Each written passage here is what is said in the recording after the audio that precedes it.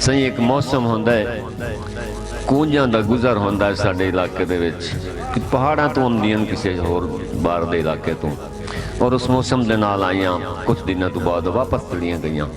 कूंजां दे डार दा गुजर होया है इस इलाके दे विच महीना 4 महीने 2 महीने 6 महीने 8 दिन 10 दिन गुजार के जदों वापस हटियां बड़ियां प्यार दी गल्लां कर रही अपने वतन की तांग रख के जा रही।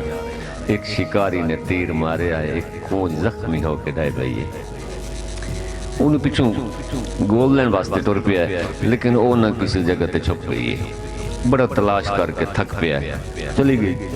जदों बाकी कूंजां अपनी मंजिल ते पहुंचियां ते जोड़ा जोड़ा बन के अपने अपने ठिकाने ते पहुंचियां। जदों गिड़न तो एक दे नाल साथी कोई ना होवे, एक दा भाईवाल कोई ना होवे, दोबारा गिणन फिर आखिर रिजल्ट ये निकलिया कि वो बापा पीछे रह गया है। ते फिर जदों उदास होया है ते उसे पासे मुँह करके की होया है कि भन्नी होई खबलाट दी बुक्किल दे विच परदेसण भोग सजाई गई। भन्नी होई खबलाट दी बुक्किल दे विच परदेसण भोग सजाई गई। ओदी संगत नूं सुर वंज तोड़ पईए, राय मेरी संगत उदाई गई।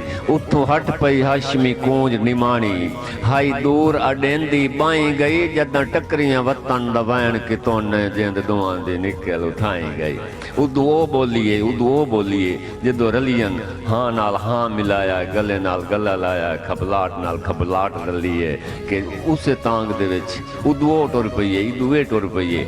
उन्हां दुआं दी उत्थे जिंद निकल गई। ओ वतन दी तांग तों जख्म तो जदों शिकारी आया ना ते आदा इनू तो मैं तीर मारिया ते इसनू तो मैं कुछ नहीं आख्या। ओ बई तैनू की होया? आदा तू जे जानदा होवे आ तो मुड़ तीर मारे। हाँ मैं तेन दसा मैनू की होया, मेरे इश्क जिंदा है। की होए?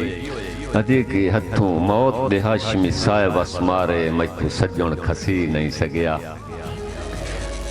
हथों मौत दे हाशमी साए वस मारे, मैथों सजण खसी नहीं सकिया। चुंज नाल भईवाल दे सीने चों मैथों तीर छिकी नहीं सकिया। अरमान तो आपू छां तां कीती, अरमान डकी नहीं सकिया।